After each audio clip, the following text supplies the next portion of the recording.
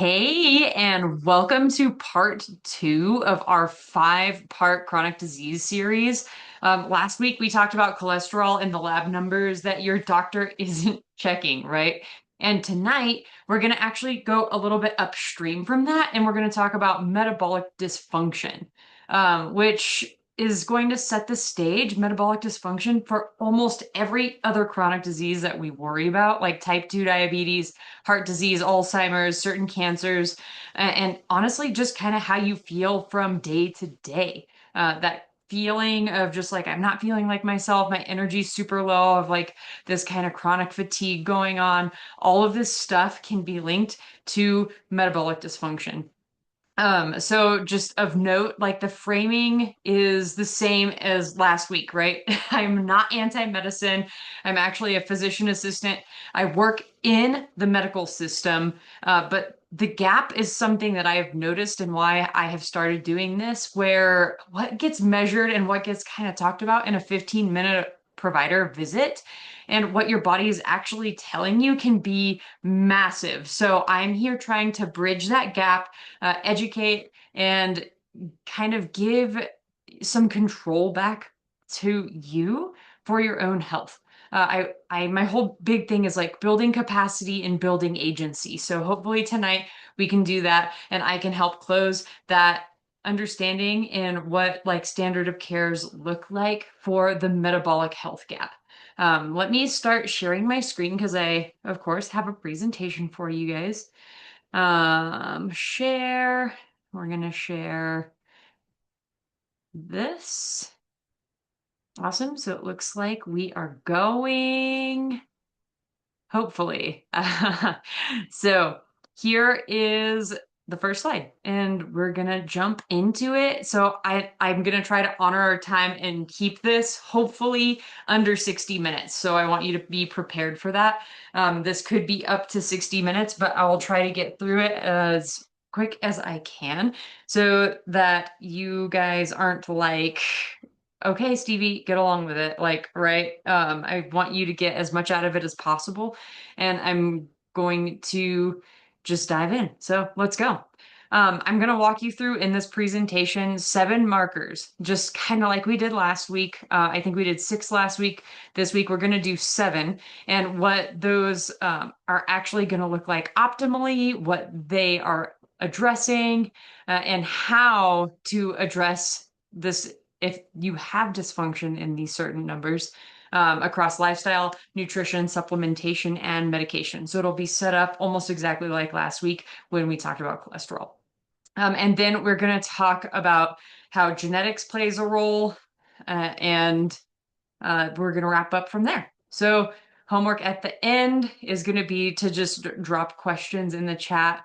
Yeah, we're going to have homework at the end. So if you're listening on, if you're one of my clients and you're listening in, I want you to drop your homework in birds of a feather. If you are just an Instagram follower or a YouTube follower, then you can drop your homework if you want to in the comments on YouTube. That would be really fun for me to go look through those. I'll answer, of course, everybody personally. So heads up, let's see here. Yeah, we did this. Tonight is going to be about an hour long. I will try to go shorter if I can. Boom. Next slide. So before I show you the data, I just want to go over a few definitions so that we are all like symbiotic and everyone knows what I'm talking about here. First of all, morbidity and mortality is what I want to kind of talk about on this slide. So last week we talked about heart disease being the #1 cause of mortality in women. But tonight we're going to talk about the #1 cause of morbidity in women. And there is a difference between morbidity and mortality, and that distinction matters. So mortality is what actually kills you. And morbidity is everything that kind of comes before that. It's the disease burden that you carry. All of the years that you spend feeling sick, feeling exhausted, being dependent on medications and unable to do sort of the things that you used to do. And tonight's topic is not the #1 cause of mortality, in women, but is the single largest contributing factor to morbidity. So that illness, those years before death. And that's metabolic dysfunction. It sits upstream from heart disease, type 2 diabetes, Alzheimer's, dementia, fatty liver disease, PCOS, which you've probably also heard recently called PMOS. So I'm going to call PCOS PMOS for the rest of this presentation in solidarity with the new name, the rebranding. And also, certain cancers are downstream from metabolic disease or metabolic disorder.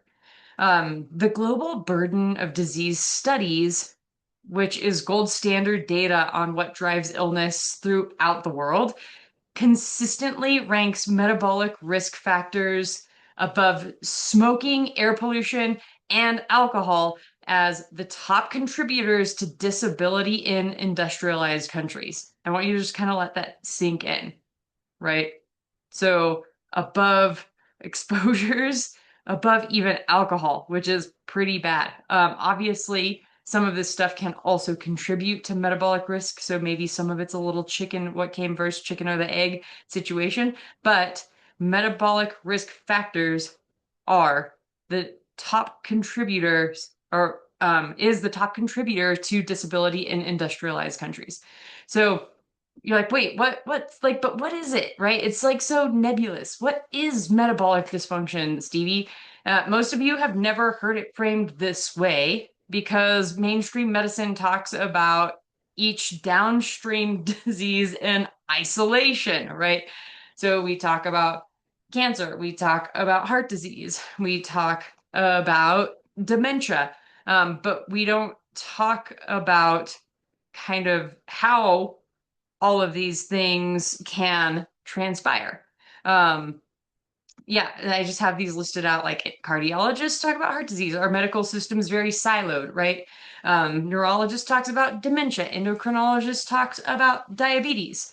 Endocrinologists talk about metabolic dysfunction as well. And I know some endocrinologists and they're amazing individuals and know a lot about this topic specifically, which actually, right, like I said, is upstream from so many other disease processes. But nobody like ever zooms out and says, oh, wait, there is a common root, or there might be a common root to some of this stuff. And that root is what the standard physical is missing. So we're going to talk about some of that today. The most recent and rigorous analysis is the O'Hearn study in 2022. So it analyzed like 55,000 adults. It's a lot of people. That's a big sample size. So 55,000 adults across 20 years of NHANES data. And they found that only 6.8% of US adults had optimal cardiometabolic health. That means 93% of American adults are walking around metabolically unwell, and most of them don't even know it. The trend is actually declining, so less and less are metabolically healthy. This is not getting better at this time. All of this data was accumulated by 2017, 2018. So, like, what would it be now? Probably worse. And here's why this matters more actually for women specifically. Insulin resistance is the central feature of metabolic dysfunction. And this presents differently in women than it does in men. Men gain visceral fat earlier and get diagnosed sooner, but women tend to compensate for visceral fat accumulation and insulin resistance for longer because estrogen is actually protective on these things. It's protective for developing insulin resistance. It's protective for accumulating visceral fat. It's protective for inflammation. And your body can look fine for a decade or two while dysfunction like this is actually quietly building underneath the surface. Then in perimenopause, boom, estrogen withdrawals, and the bill comes due for all of the things that you have been compensating for. Weight gain just piles on. And it's weight gain that won't budge. Energy crashes, brain fog, all of the things that some of you guys might be dealing with right now. Mood instability, slow recovery, terrible sleep. That's all. It seems like that all becomes a sudden problem, but really, it's not. It is something I call adaptation debt. And it is expressed as metabolic dysfunction that has actually likely been building for a really long time, but then hits you in this moment where your body can no longer compensate due to that withdrawal of estrogen.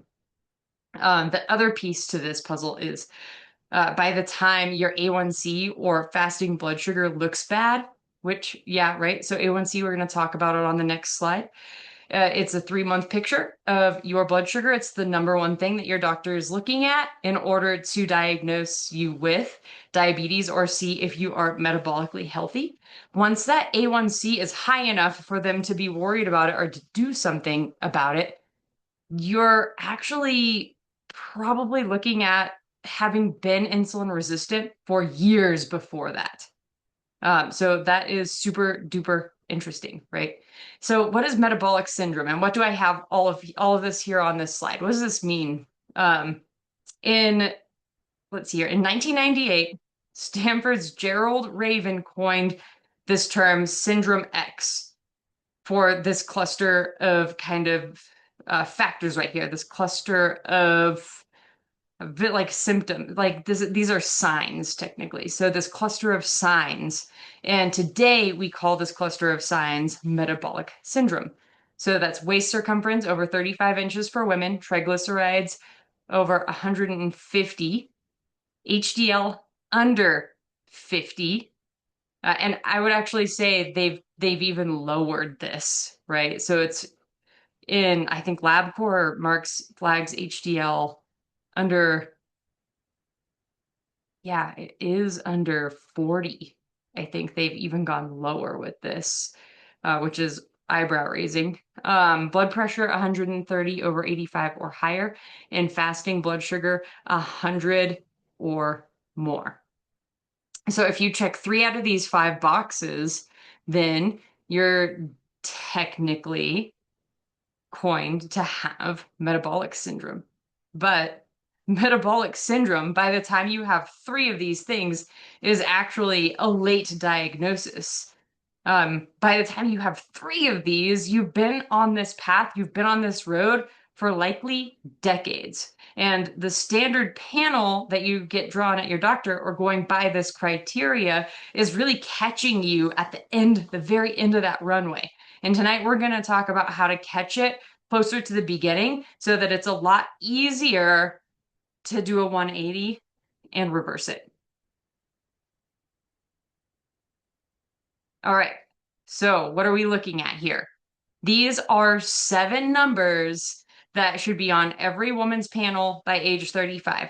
And most of you have probably 1 or 2, but maybe you're not getting all of these things. And you will see some duplicates here too from the cardiovascular, from the cholesterol chat that we did last week. So we're going to quickly walk through each one of these. Fasting insulin. This is the most missed number in standard medicine. Insulin rises long before your fasting blood sugar does. Your pancreas basically has to work overtime to keep blood sugar in range, so that can mask dysfunction for years. The Kraft work that I am going to mention right now. So this is another study that looked at over 14,000 oral glucose tolerance tests. Those of you who have been pregnant know what this is. You're like, no, no, don't give me that sugar water. That was crazy, right? So it's where they give you a big jug of basically sugar water. You drink it, and they're going to measure your fasting blood sugar and your blood sugar and your insulin in like 3 separate drawings, and they're going to see like, hey, how is your body handling this basically big bolus of glucose, of sugar, of carbs, right? And that's what an OGTT is. So an oral glucose tolerance test. So this study looked at 14,000 of these with insulin measured that showed dysfunction. And what this study showed is that this fasting insulin number is going to change long, long, long before diabetes is actually diagnosed by an average of 10 to 20 years. That's right. I said years. So basically, your A1C is reflecting high, potentially 10 to 20 years after your insulin is already dysfunctional. All right. And this Reven's lab at Stanford showed the same exact thing, that optimal fasting insulin is actually under 7. Your lab marker should be under 7 if you're getting it drawn. But most labs flag a normal fasting insulin of up to 25. That's a 3 to 5-fold gap between normal and optimal.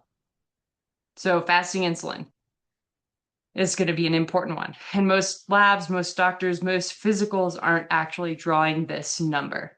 So this is a big one to maybe ask for. This HOMA-IR, the next one we're going to talk about here, stands for Homeostatic Model Assessment of Insulin Resistance. So we're basically calculating this. It's like kind of like an insulin resistance score, if you will. We're calculating this by taking your fasting insulin and your fasting blood sugar, multiplying those together, and then dividing by 405. What you want to see here is this score being 1 or less, which is great. You're probably pretty insulin sensitive. But if that score is over 2, then you are way more likely and probably are actually insulin resistant.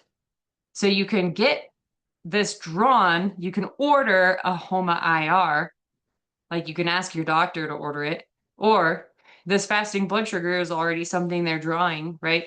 You can just ask for a fasting insulin in conjunction with that, and you can calculate this yourself. So the Matthews paper from 1985, that was the year I was born. We've known about this for this long. Just to point that out, I'm 40. Okay, so this paper introduced HOMA-IR, and this has been actually validated against the gold standard hyperinsulinemic euglycemic clamp in dozens of cohorts since 1985. It has been validated against the gold standard, which is crazy to think about. So A1C, next one. Your 3-month average blood glucose. Useful, but it's actually that downstream measure. We've already kind of talked about this. And the American Diabetes Association classifies above 6.5 A1C as diabetic, 5.7 to 6.5 as prediabetes. But the longevity-focused medicine community usually targets an A1C of under 5.4. Why is this? Why the discrepancy? Well, because an A1C above 5.4 in non-diabetics still actually correlates with an increased cardiovascular risk, dementia risk, and accelerated aging. Another study in 2010 looked at over 11,000 patients and showed exactly this. I'm going to repeat it again. A1C is above 5.4 in non-diabetics, still correlated with increased cardiovascular risk, dementia risk, and accelerated aging. All right, fasting glucose, or fasting blood sugar, can be useful for context, but a single snapshot is the least informative metabolic marker on its own. Every time I am going over lab results with my firefighters, that's like inevitably on there. And I like scroll down and I'm like, cool, fasting blood sugar is 98. And that's a number that we just have now. And we're going to look at everything else when we go through everything else with the context of knowing that your fasting blood sugar on this one day at this one time was 98. And then I have to ask them if they were fasting or not. So it's not super duper useful in isolation. And it can look perfectly normal while fasting insulin is actually significantly elevated. And they should always really be interpreted alongside each other. So imagine, right? You can actually calculate this gold standard number if you have a fasting insulin and a fasting glucose. But without the fasting insulin, you cannot calculate this, and you just have a single point in time where you're like, cool, why was this happening? So many things can affect a one-time blood sugar reading: stress, food, exercise, a lot of different things. So it's not perfect. Triglyceride HDL ratio. And we talked about the last three of these last week, but we'll look at them through the context of metabolic dysfunction today. Triglyceride HDL ratio. So this is a beautiful proxy for insulin resistance because it captures both your triglyceride disposal and your HDL function, which if they are opposite of each other, kind of, right? If your triglycerides are super, super high and your HDL is super, super low, it probably means that you have an impaired insulin response or you have some insulin resistance going on. A study in 2003 from Stanford showed that a triglyceride HDL ratio above 3 identified insulin resistance with about a 67% sensitivity. And you can calculate this just from that pre-standard lipid panel that your doctor is drawing. You're always going to have triglycerides and HDLs on that, and you're just going to divide HDL by triglycerides. So triglycerides divided by HDL is going to give you that ratio. And we're going to go over normal numbers or optimal numbers, not normal, optimal numbers on the next slide. So don't worry, we're going to get there. ApoB, yes, same biomarker we covered for cholesterol last week, but worth flagging again here because it's going to be an important part of a pattern that we can see. When ApoB is elevated and shows up with triglycerides being high and HDL being low, that's actually called something. It's called atherogenic dyslipidemia, and it's the classic lipid fingerprint in insulin resistance. Okay, so insulin resistance drives the liver to actually overproduce VLDL, which is another cholesterol molecule. And that means VLDLs hold more triglycerides and will push HDL. This is what actually drives HDL down. This is a little granular, so if you don't understand, it's okay. Just trust me. VLDL, when VLDL is high, it's going to push HDL. So those good, right? We kind of talked about this last week. What people frame as good cholesterol is going to drive that down. And LDL, we talked about last week how LDL we can have different sizes of LDLs. We can have big fluffy LDL molecules or small dense LDL molecules. And those are what people frame as like the bad cholesterol. But really, if you were here for last week's chat, the small dense LDLs are the ones that are really the more dangerous ones. So when we see ApoB high, triglycerides high, and HDL low, then we can probably guess that you have more small, dense LDL cholesterol molecules, so more dangerous, bad cholesterol molecules than bigger, fluffier, safer LDL molecules. So, in context, your ApoB is actually telling you a lot about not only your cardiovascular disease risk, but also your metabolic health. It's really important. Important caveat too with ApoB though is this can also be elevated from other causes like familial hypercholesterolemia, hypothyroidism, or from other dietary patterns in susceptible people. All right. That in isolation can be elevated independent of insulin resistance. So one number alone can't really make a full diagnosis, but the pattern can tell us something. So again, I'm going to repeat that because that could have been a little bit confusing and unclear. But when you see elevated ApoB plus high triglycerides and low HDL together, you should be asking about insulin resistance, not just cardiovascular disease risk. Okay. HSCRP. We covered this last week too. Is that marker of inflammation and insulin resistance. It's actually bidirectional, okay? So each one of these is going to drive the other, and I'll explain. So this study in 2001 from the Women's Health Study, this Women's Health Study in JAMA in 2001 showed that elevated HSCRP independently predicted type 2 diabetes development even after controlling for BMI and other risk factors, right? So we're like, hey, inflammation in the vessels is going to increase my cardiovascular disease risk, increase my risk of some sort of event like a heart attack or a stroke, and is an independent predictor of type 2 diabetes, or that at some point in that person's lifetime they will develop it if this goes unchecked. So what should these numbers look like optimally?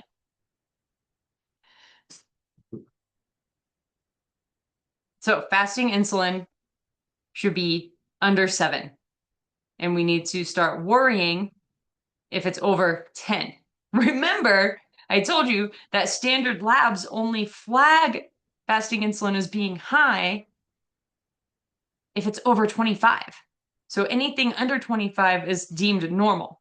But the Reven lab work and subsequent longevity focused research has converged on the number 7 or under being optimal. And some are even more aggressive and say that it should be under 5. All right. So HOMA IR. Remember, we can calculate this with what? That's right. A fasting insulin and a fasting blood sugar and dividing by 450. So if that number is under 1, again, insulin, you are probably insulin sensitive. If it's over 2, then it's documented insulin resistance per the consensus criteria. So you want that number to be under 1. And if you're in between, then that's when you need to start doing the work. You don't need to wait till you're over 2. If you're over 2, start doing the work, right? All right, A1C. We talked about this. 4.6 and 5.3 is optimal. And why is it so narrow? I know, it's like, 4.6 and 5.3. Well, multiple longevity studies, including some of the ones we quoted on the last page, is showing that A1C in this range is associated with the lowest all-cause mortality. So below 4.6, though, yeah, you don't want to go too low. Then we're like concerned, is this person having hypoglycemia? Like, is your blood sugar too low? Or are you having unusual like hemoglobin turnover, which is that oxygen carrying component of your blood cells, right?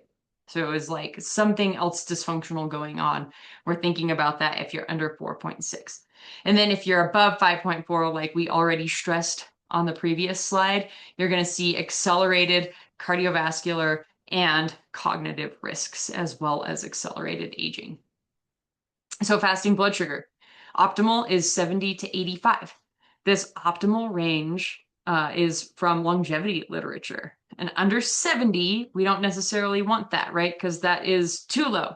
We all work in this like Goldilocks zone. Our bodies love homeostasis, so we want it to be not too hot and not too cold, right? So under 70 is too low, but over 100 is impaired per American Diabetes Association criteria. But 86 to 99 is still technically normal, right? You're like, wait, what? You said 70 to 85, but normal is still capturing 86 to 99 too, in this gray zone where dysfunction, like early dysfunction, is honestly already hiding, and where a fasting insulin paired with this fasting blood sugar could tell you a lot more information and whether or not you should be concerned. All right, triglyceride HDL ratio. I won't press this point, but we want this to be under 2, right? We talked about this on the last page. So under 2, and we're going to be concerned if it's over 3, right? So under 2, insulin sensitive and safer particle cholesterol molecule particle pattern. That's what that indicates. ApoB should be under 80. And we talked about that last week, so we're not going to press the point there. And HSCRP should be under 1.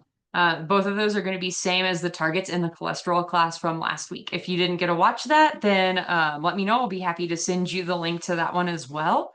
And if you did watch it, awesome. I'm glad you're back for more. So I want you guys to pull these against your last panel. Most of you will not have a fasting insulin or a HOMA IR on it, and that's the gap. So we're going to ask your provider to fill it. Again, you don't need to get a separate HOMA IR. If you have a fasting insulin and a fasting blood sugar, you can just use this calculation, and I'll say it again. Fasting insulin times fasting blood sugar over 405. I think I said 450. Sorry, dyslexia is real. Now I'm like, which dyslexia is it? Yeah, 405. It was my brain, not my writing. That's good. So over 405. Boom, boom, boom. Let's see, make sure I didn't forget anything on this slide.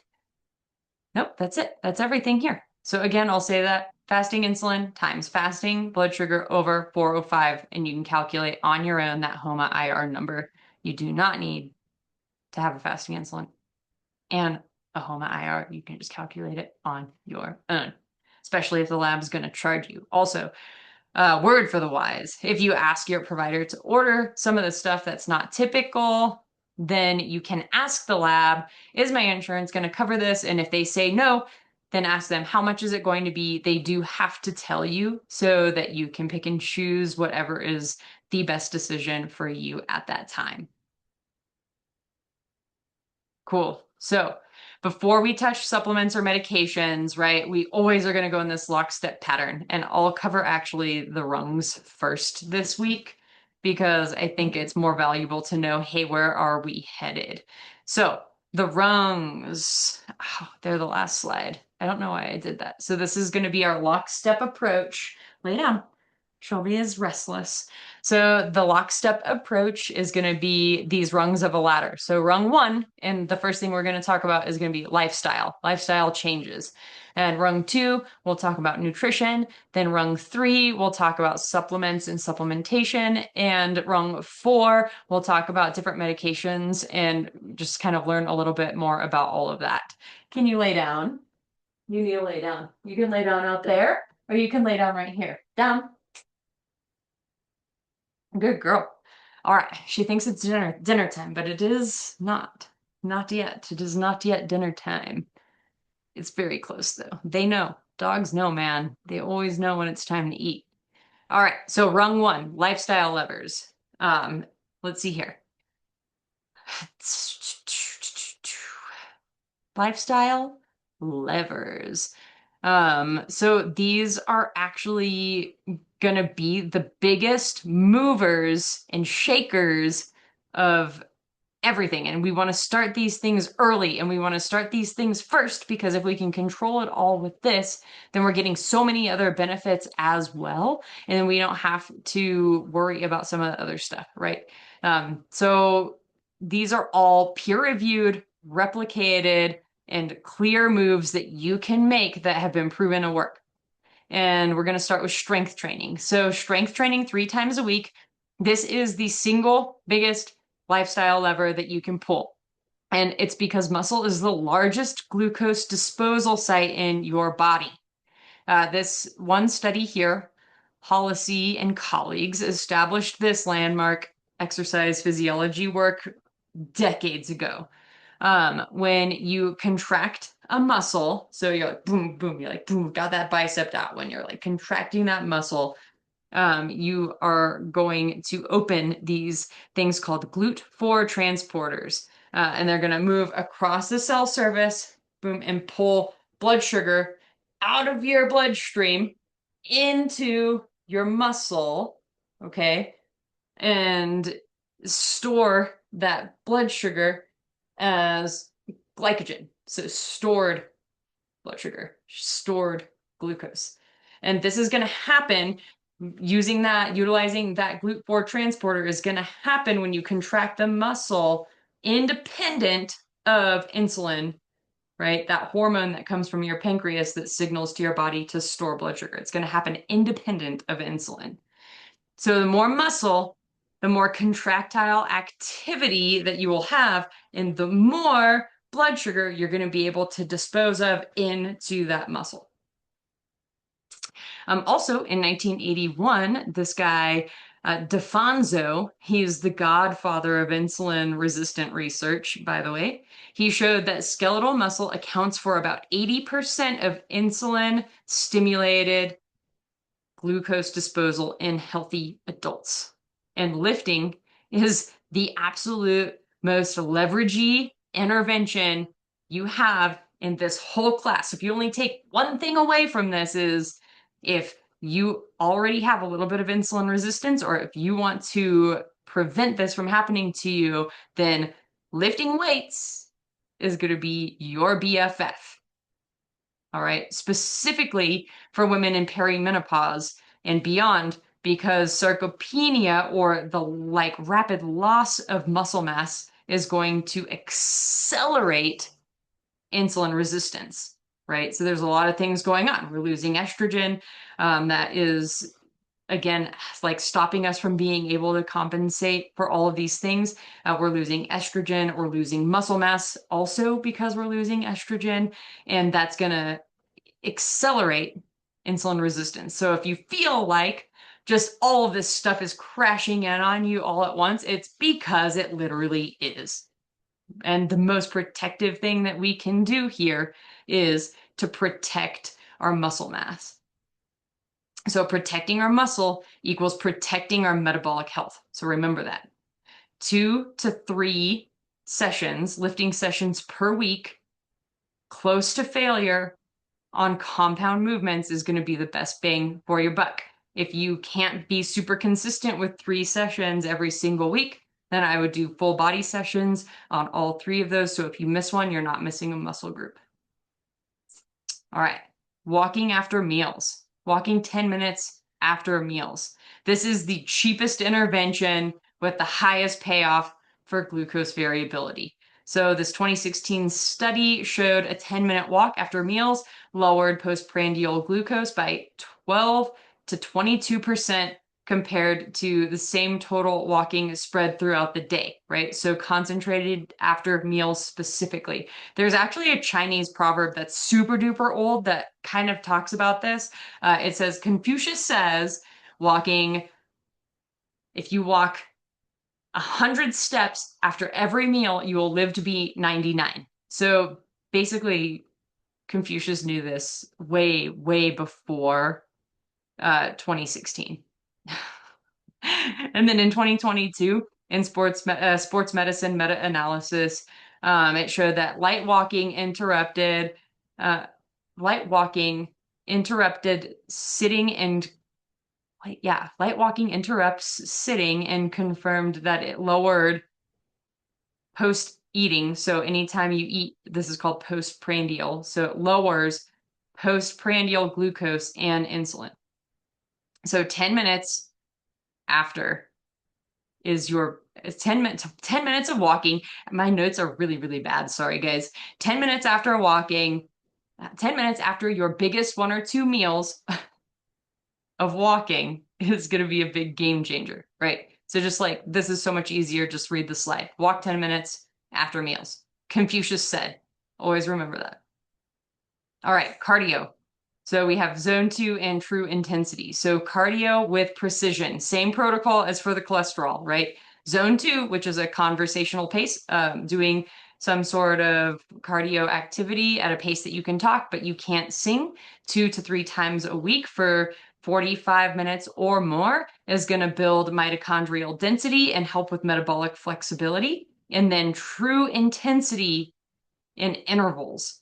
So 1 to 2 times a week of going as hard as you can for 30 seconds to 4 minutes and then resting for 1 to 4 minutes. Doing that 3 to 5 times would be true high intensity intervals. So we want to skip the gray zone. So those zones 3 and 4, when you look at your Garmin data and stuff like that, zones 3 and 4 are going to actually just be a little bit stressful for your body, but not enough to create adaptation. So we want to steer clear of those, especially if we're not eating enough. Sleeping 7 hours or more. So this is a big one. A 1999 study showed that restricting healthy young men, so no, I know, studies on men. Go figure, it was 1999. So studies on these healthy young men, we are restricting their sleep to 4 hours for 6 nights in a row, and it cut their glucose tolerance roughly in half. And this has actually been repeated in dozens of studies after that. So 1 night of bad sleep can actually make you insulin resistant by the next day. So chronic short sleep means way, way, way higher likelihood of chronic insulin resistance. So 7 hours is minimum, not negotiable for metabolic health. And then stress management. This is a big one. Okay. Cortisol, which is that stress hormone, is a glucose mobilizing hormone. Chronic elevated cortisol means chronic elevated blood sugar, which means chronic elevated insulin, which means chronic elevated insulin response. Okay, so we want to definitely try as best as we can to mitigate chronic psychological stress or perceived stress. If we can do this, it'll measurably help with any kind of insulin resistance. Right? This is where the rhythm works. The breath work is going to be here. A meditation lives here. Actually making boundaries and sticking with them lives here in this category. Stress, decreasing stress, resilience. This is like life design. All of this stuff becomes conversational, not clinical. It's not soft. Like you actually have to do this stuff. It is going to decrease your risk of metabolic dysfunction. All right, nutrition levers. So we have 1, 2, 3, 4, 5 nutrition levers. Protein forward. Okay. Protein is going to support lean mass, which supports insulin sensitivity, right? The muscle-centric medicine framework, you may have heard of Dr. Gabrielle Lyons. She works on all of this stuff, and she shows that, like with broader research, the protein leverage kind of like lever to pull is going to be large. It shows that 30 to 40 grams of high quality protein per meal as the baseline for women over 35 is actually going to help keep you feeling full, keep blood sugar stable throughout the day, all the way through to the next meal so that you're not crashing. So if you're like, oh my gosh, the 3 p.m. crash is real for me, then this could be a little bit of metabolic inflexibility, and we can hopefully help stabilize you from that crash if we're getting 30 to 40 grams of high quality protein at every single meal. So soluble fiber. This one we touched on the cholesterol chat too. That's that same fiber that lowers LDL, also slows glucose absorption. Okay, so 10 to 15 grams a day of soluble fiber. Oats, beans, lentils, psyllium husk, apples.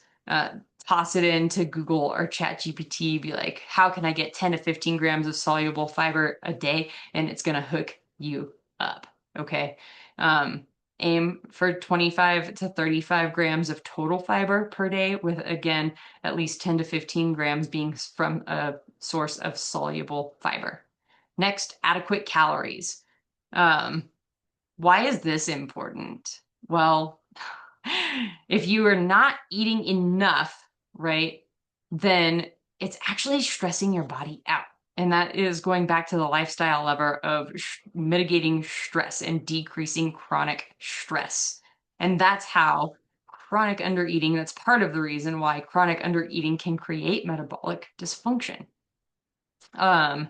So this other study, actually, this specific scientist, his name is Luck, worked on energy availability in female athletes, and he called this like red S, relative energy deficiency in sport. So this literature showed that women eating below their needs developed thyroid dysfunction, menstrual disruption, bone loss, and insulin resistance over time. So you cannot diet your way to metabolic health while being chronically underfueled. This is the adaptation debt that I was talking about in the beginning, right? So we cannot compensate for extreme low calorie diets for very long, especially as women. Your body adapts brilliantly to scarcity and is going to become more efficient. You're like, oh, well, that sounds good. But no, it's not good, because that efficiency is eventually going to be expressed as dysfunction. And we don't want that. So carb ordering. This is kind of a sneaky good hack. And in 2015, the study showed that eating non-starchy vegetables and protein before your starchy carbs at a meal can actually lower your blood sugar spikes post-eating by about 30% and insulin by 37% compared to eating the starchy carbs first. That's a super easy hack, right? Like, you can just eat the same things but in a different order, and it can help your blood sugar. Yeah, hell yeah. Same calories, different order, completely different glycemic response. That's pretty awesome, right? So that's now a hack, a trick that you have in your back pocket. And then meal timing. This is the last piece on nutrition. I want to reframe this away from time-restricted eating or intermittent fasting, because the science that's actually compelling for women isn't primarily about a longer fasting window when we're talking about blood sugar. Okay. It's actually about when you stop eating in the evening. And here's the mechanism. Melatonin, right? Like, oh, some people take that to sleep. Well, you're actually making it here from your pineal gland. Melatonin is going to get released, and it's going to increase in your system in the evening to prepare your body to go to sleep. But some people have this melatonin receptor gene, and we're going to talk about it a little bit more here in a second, where it's actually going to cause a blunted insulin response when you eat when it's dark, which is kind of crazy, right? In roughly 30% of the population, this gene is expressed and makes this effect significantly more pronounced. So food eaten when it's dark can create a worse glucose and insulin response than the same food eaten earlier in the day, regardless of total fasting length, right? And then there's something to be said for eating a couple of hours before you go to bed too, to let your stomach fully digest. It's going to help with so many other things, including insulin resistance, especially in certain people with these certain genes. Okay, cool. So those are the biggest things here in nutrition. Next, we'll go into supplements. Supplementation should be targeted, not shotgunned. Gonna say that again. Should be targeted, not shotgunned. But we're gonna go over a few different ones and why they may be helpful. Okay, these ones have real research behind them, but they're not all equal. There are trade-offs, and one of them needs to have a real conversation, and that one is berberine. This is the one I want to spend a little extra time on because berberine works really well to lower blood sugar. However, the catch is how it does that. So berberine basically kind of tricks your body into thinking it's in a famine. So when your body thinks fuel is scarce, it's going to switch over into conservation mode. And it's going to pull blood sugar out of your blood and it's going to make you more efficient. So it lowers your number. It's great for A1C. The problem is that this conservation mode, you might already have like caught on to this, is the opposite of building and building capacity, right? It's going to be like kind of falling into that adaptation window.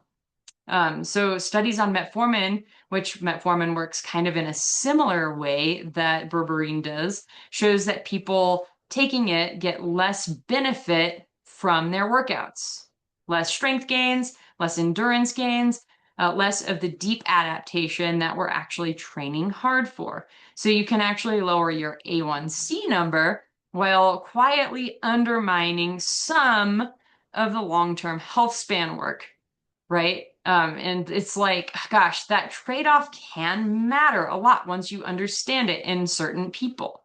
But this is also exactly the pattern that like my whole adaptation framework kind of warns against. Chronic survival signaling looks productive, right? But short term, it's only productive short term, and it can cost you in the long game. So berberine taken every day, year round, is like asking your body to pretend it's living in survival mode permanently. And the same biological move we're trying to do is undo this, right? With the rest of the work. So my honest position here is, hey, berberine can be super duper powerful. Taking it 500 milligrams 3 times a day can be super duper powerful in the right person. Who is the right person? Maybe if you're a little bit more sedentary, you have either established type 2 diabetes, don't want to take metformin or other medications for some reason, your numbers are really creeping up into that wrong direction. You're getting close to 6.5, your A1C is like 6 or over, and you really want to take some time to reverse this. Berberine can be super powerful. Active women kind of more on the cusp, training hard with moderate insulin resistance that is responding to lifestyle, or you haven't given it a full good college try on all those lifestyle levers. I think I might think hard before adding it daily. You can actually cycle berberine, and I'm not going to get into this too much, but there's like a whole different pathway that berberine works on that metformin actually doesn't. So you can cycle it or use it situationally around high carb meals. That might make more sense than continuous use. Okay, so I'll be transparent here too. Personally, I am borderline. I have been borderline diabetic in the past. My last A1C was 5.5, right? Still not under that 4.4 mark. I've been told to use berberine multiple times, but I've been lifting hard, training hard, eating hard, hitting all of those nutrition and lifestyle levers, and I've been able to improve it significantly, down from 6.5 to 5.5, 5.4 territory. So I've just chosen not to use berberine. And you know, the trade-off to take berberine just doesn't feel right for my body and my goals at this time. And that's my call to make for myself. And you can make that call for yourself now that you kind of know. So another important caveat about berberine is it interacts with many medications, including statins. So you need to always ask your provider before adding any supplement as well. Okay. Inositol, specifically the Myo plus D Chiro combo. So this 40-1, this right here, this second one on the list. There's strong data in PMOS, PCOS, right? PMOS, where it improves insulin sensitivity and ovulatory function, improves HOMA-IR, and PMOS, for PMOS, this could be first line before you actually take any medications. And it works through your normal insulin pathway, no conservation mode trade-off. Next one, magnesium. We have 300 to 400 milligrams a day. Most American women are deficient in magnesium. Supplementation can really improve insulin sensitivity, especially if you're low on it. And this can help with sleep too. Chromium. It's cheap, it's well tolerated. The effects may be modest, but you can see a real benefit for glucose tolerance. 200 to 500 micrograms per day, no conservation mode concerns. And then omega-3, EPA, DHA, 2 grams a day. We talked about this for cholesterol. It can reduce inflammation, support insulin signaling. Remember, all of this is not medical advice. This is just precision medical education, and you should always check with your provider before adding supplementations, especially if you're on prescription medications. All right, now we'll just do a quick down and dirty on medication lovers. I'm not going to spend too much time here. I just want to do a brief overview on all of these, and then we'll talk about genetics and wrap it up. So we'll probably just go slightly over the 60-minute mark, but it's okay. It's probably worth it. All right, so let's talk about medication honestly. The metabolic medication landscape has changed enormously in the past 5 years, and a lot of women are operating on outdated information. So we're gonna kind of get into this. Remember too, if you are diabetic and you are over 6.5, you're over 7A1C, and you are just plain type 2 diabetic, the standard of care here is not the enemy. These tools are revolutionary when used appropriately. So the number one thing here that you hear about when people are diabetic is they have to go on insulin. This is the OG. Insulin is what your pancreas naturally makes to handle blood sugar. When someone's pancreas can't make enough or the body has stopped responding to its own insulin well, then the prescription of insulin can replace this or supplement that natural production. And for type 1 diabetes, insulin is required from day to day because the pancreas isn't making it at all. So for type 2 diabetes, insulin often becomes part of the picture in later stages because after years of your pancreas just being exhausted and your tissues not responding to your pancreas, like the amount that your pancreas is making, there are just like different versions of this, but you might need a little bit more to signal to those tissues to store that sugar, to dispose of that sugar. And that's okay. For the right person, this is life-saving. Do I prefer it? No. Do I hate managing it in patients? Yes. Do I think that there are better options now? Absolutely. My hope is like that most people who are type 2s can get off of insulin with some of these other interventions. So metformin is the next one we'll talk about. This is the most studied diabetes drug ever made. It works mostly by telling your liver to stop pumping out. So your liver to stop pumping out so much sugar. It's not making it and pumping it out. It is going to improve how your cells respond to insulin. And many clinicians also use this off-label for prediabetes and PMOS. And increasingly for longevity, I have a question mark sound there, but there is a study going on that showed diabetic patients on metformin usually live longer than non-diabetic controls, which is kind of wild. So side effects, though, are usually mostly GI, usually resolved by extended release time versions. So like an extended release metformin. And the TAME trial is this kind of ongoing metformin with aging. So it's called Targeting Aging with Metformin. It's one of the most watched longevity trials running. I think from what I remember from that is you're like, wait a second, these non-diabetic controls weren't living as long as the diabetics on metformin. But then when you give a non-diabetic metformin, it doesn't actually have the same effects. So it's like, we're not really sure if this is working for longevity or not, but it's ongoing. So we'll see, time will tell. The more that comes out from it, the less hopeful it kind of looks. So no, maybe not just taking metformin for longevity, but we'll see. So the next one, GLP-1 agonists. So this is like semaglutide, liraglutide, or what you guys might know as Ozempic and Wegovy.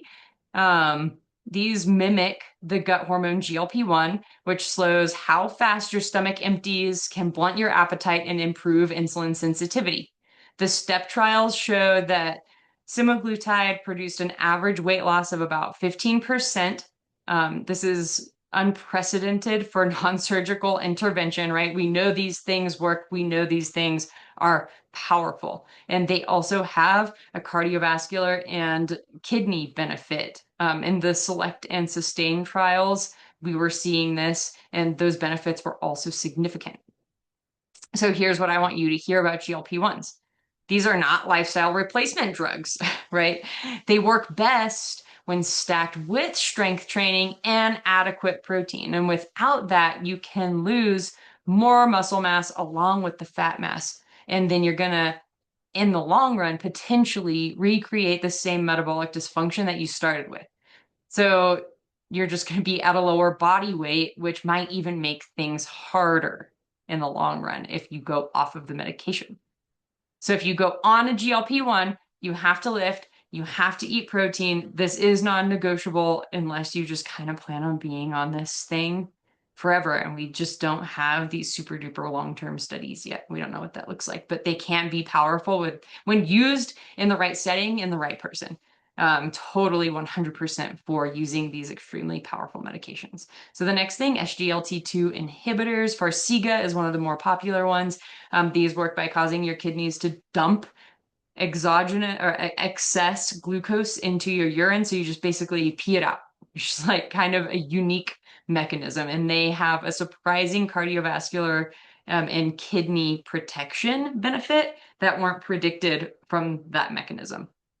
We don't need to worry about studies here. Just know I do love this class of medication because the benefits also go well beyond glucose control. I had some inmates on Farxiga and it was a game changer. Yes, I did work in a county jail as a PA for a while. And I loved when my guys were on Farxiga because I knew they were going to be way more controlled than all of my patients on insulin. It was crazy. So tirzepatide, Mounjaro, Zepbound. This is a newer dual GLP-1 GIP agonist, and the SURMOUNT trial showed even larger weight loss than with just the GLP-1 agonists alone, averaging about a 20 to 22% body weight reduction. Same lifestyle requirements apply. Lift and eat protein. Okay. And then just briefly, these are some of the other classes you might run into a little bit older. Sulfonylureas forces the pancreas to make more insulin. It's cheap, effective, and at low cost, but can cause weight gain and low blood sugar risk. So we don't really use these as much anymore. It's not very common. DPP-4 inhibitors boost your body's own GLP-1 by blocking its breakdown. Similar effects to injectable GLP-1s, but it's weight neutral and well tolerated. So it's like we're not seeing that weight loss in people when they're taking this. So sometimes you can do this as a step before going on to a GLP-1, but if like your insurance is going to cover it or you can afford the GLP-1, then why not? And then TZDs. These improve insulin sensitivity at the cellular level. They're effective, but cause fluid retention and weight gain. And also, I'd be really careful with these because they can decrease bone mineral density. So this is something I wouldn't really use in women, but it is way less common to see these around unless it's for like fatty liver disease. All right. And then alpha glucuronidase inhibitors, you might have heard of this called acarbose. It slows carb absorption in the gut. And it actually has the same mechanism as taking berberine as needed, like we discussed earlier, but it's not really commonly prescribed here. All right. So those are the meds. And then genetics is the last piece of the puzzle here, and then we'll wrap up. All right. So this is where it gets really, really personal, right? And it's also where I see the most confusion from clients because most people have not heard the word SNP, S-N-P. I don't think it's even on this slide, so I'm brilliant. But these things you're seeing here, you're like, oh my God, what are all these letters and numbers together here, Stevie? These are different SNPs. So we're talking about epigenetics here. A SNP stands for single nucleotide polymorphism. Think of your DNA as a book of about like 3 billion letters long. Like this book is just like super, super long. A SNP is a single letter that's different from the most common version. Okay, so we each have millions of these, and most of them kind of don't have a real specific effect, but some of these little kind of like instructions embedded in our DNA have these small effects, and a handful of them have meaningful effects on how your body actually works based on these different variants that you kind of got from mom or dad.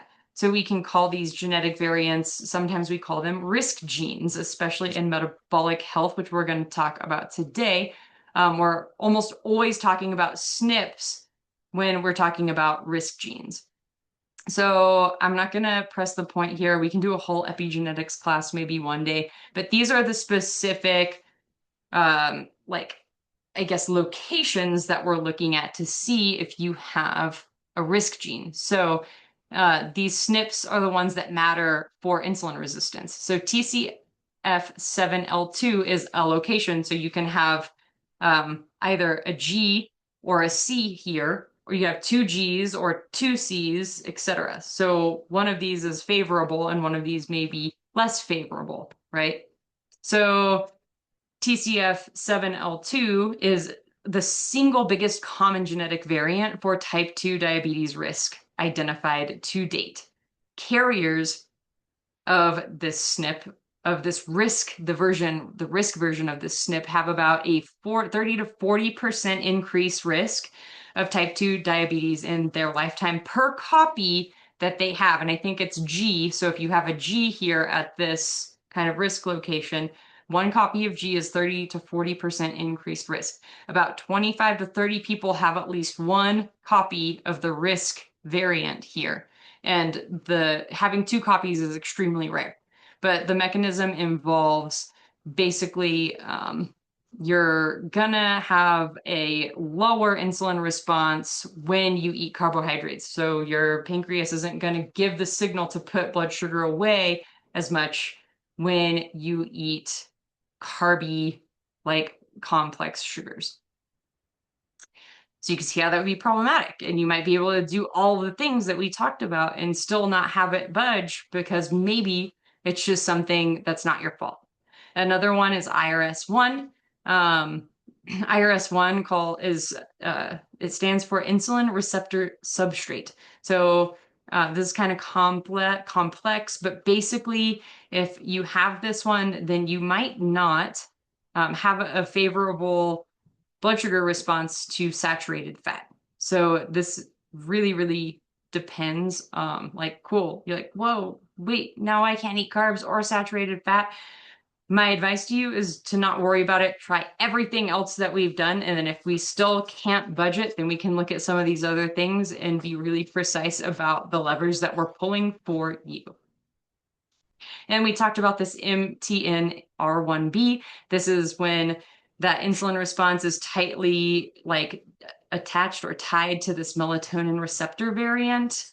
And you are more or less insulin sensitive when you eat a meal when it's dark outside, because when melatonin is out, insulin is in. It's kind of like the ghosts in Mario, right? So when melatonin is out and looking at Mario, Mario's not moving, right? Or the opposite. When Mario's looking at the ghost isn't moving. It's like hiding. All right, ApoE4 gene, specifically ApoE genotype, specifically ApoE4, about 25% of the population carries this at least one copy, at least one copy of ApoE4. So you can have a 2, a 3, or a 4 here.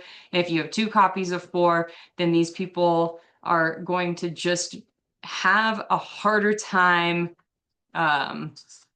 This is all like too long of a description. Sometimes I'm like, gosh, Stevie, why did you do this? It's like too much. It's going to basically like just decrease your insulin sensitivity. over time. It has to do with how you metabolize saturated fat as well, kind of like that IRS one.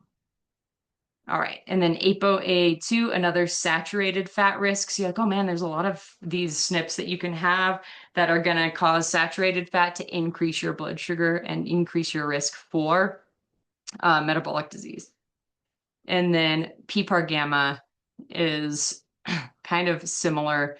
It's going to also be directly tied to dietary fat consumption. So you're like, oh my gosh, I thought I was just like not doing carbs for insulin resistance, but maybe now I can't do saturated fat too. Well, it depends, right? Some of these are more rare than others, but it's kind of like something we can look at if nothing else is working. And there are a dozen more that I could name, but these are the biggest hitters for insulin resistance specifically. Okay. And so, like, my approach with this all, of course, is the rungs. So it's lifestyle first, consistently for several months. So lifestyle and nutrition consistently for several months. And if the numbers move, beautiful. Most people's will. If you have checked that box honestly and numbers will not move, then we can go to genetics and we can go to medications, right? But I would do, like I said, the rungs of the ladder first, and we'll go over those again here in a second, very briefly. I have built a comprehensive epigenetic report system inside my coaching practice that pulls every relevant SNP across metabolic health, cardiovascular risk, neuroinflammation, and yeah, all of the things. So basically, we can get it done if we want to get it done. And it's going to be a lot less overwhelming than some of these online companies like Self-Decode. And it's going to be a lot more in depth and valuable than some other companies like 3x4 or Nutrition Genome. So we can get it done if we need to. But I would use it again last. So this is where I would put it. So rung one, lifestyle, nutrition. Rung two, we're going to do those things first for a consistent period of time. And then rung three, supplementations next. And then rung four is going to be genetics and or medication. Let's see what's going on and see what we can do. Awesome. That's it. We are wrapping it up because this dog is ready to eat. And if you made it to this point in this chat, congratulations. You're a bold, bold soul. So I want you guys to pull your most recent labs from your patient portal, and I want you to cross-check everything against what optimal is. And if you don't have those, hey, lay down. Okay, you're just gonna have to hear her. You probably can't even. You're gonna cross-check those 7 numbers. Now she's just barking. You probably have A1C and fasting glucose. You probably do not have a fasting insulin or HOMA-IR. Those are ones you can ask for at your next visit. And then I want you to write down some questions that maybe you have for your provider for your next visit. Okay. And then let's see here. Write down 3 questions. That's what we did. And then discussion in YouTube or Everfit. I want you to let me know what surprised you the most in this discussion and why. Share your thoughts with the community so we can keep this conversation going. And next Tuesday, we're going to go over chronic inflammation. I'm going to go feed this dog, and you guys have the best day or night ever. Love you. See you on the flip side. Bye.